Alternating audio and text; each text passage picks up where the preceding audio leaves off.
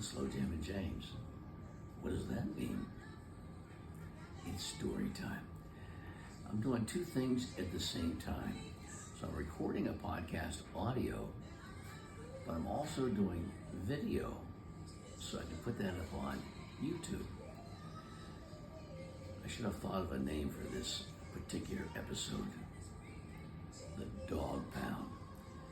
How did I get involved with the Dogg Pound and even get on the album Dog Food? Well, let me tell you the story. Not too long after I met Snoop, he had invited me over to Death Row Records, which is really Can-Am Studios in Tarzana, California.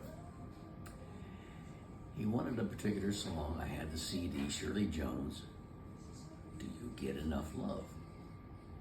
I took it over there. They converted that into a song called Do You Smoke Enough Bud? That was my first introduction to Death Row Records, Can-Am Studios, operated by Suge Knight. I spent a lot of time subsequently after that. I got a chance to meet Tupac. You name anybody in the West Coast rap arena, they were there. Dre, of course, Snoop, everybody. I go over and do different skits.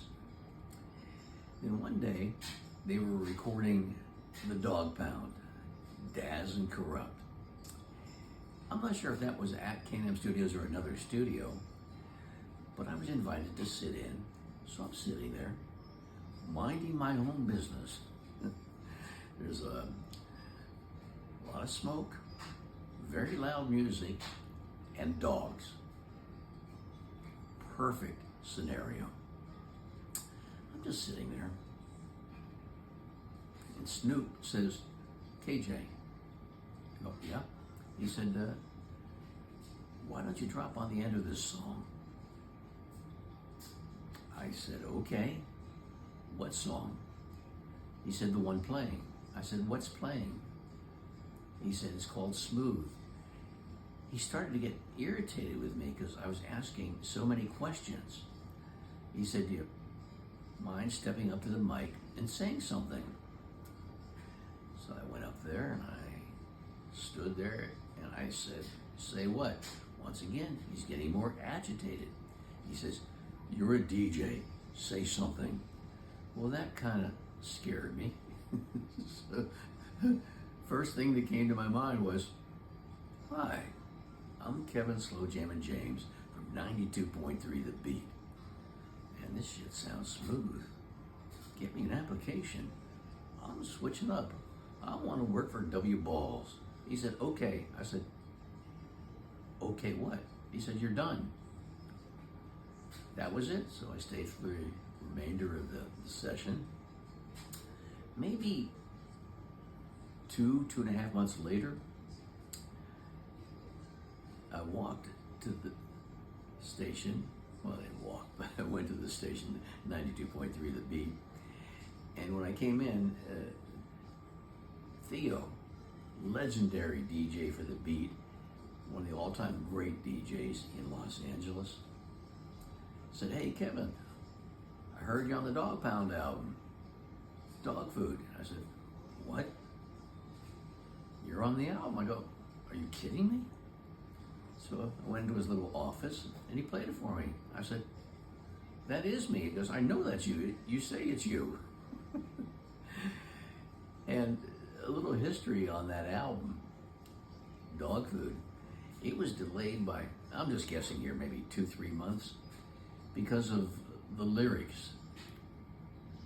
And that's what spawned ratings on CDs, you know, parental guidance or whatever those ratings were on there. But that was the album that put that motion into gear to label CDs, cassettes, whatever the case might be back then. And that's why it took so long from the recording to it actually being released. So it did get released. The Dogg Pound, and I'm on the track Smooth with the little excerpt I just gave. But that's the story behind that. It's just one of those things. It's not planned. I'm just sitting there like I am right now. Oh, mm-hmm. And then when Snoop said something, I went, because there's like a million people in the studio, and that's what happened. That's how I ended up on the Dogg Pound dog food. That led to many more skits after that. I became an official W Balls announcer, still to this day. Oh yeah, I do the slow jam. I work for Snoop Dogg's Cadillac Music on Dash Radio. I do my podcast, Kevin Slow Jam and James. But I work for W Balls. So it's opened up a whole another part of my career. I'm on Snoop's Dogfather. The track where he talks to a kid when I grow up?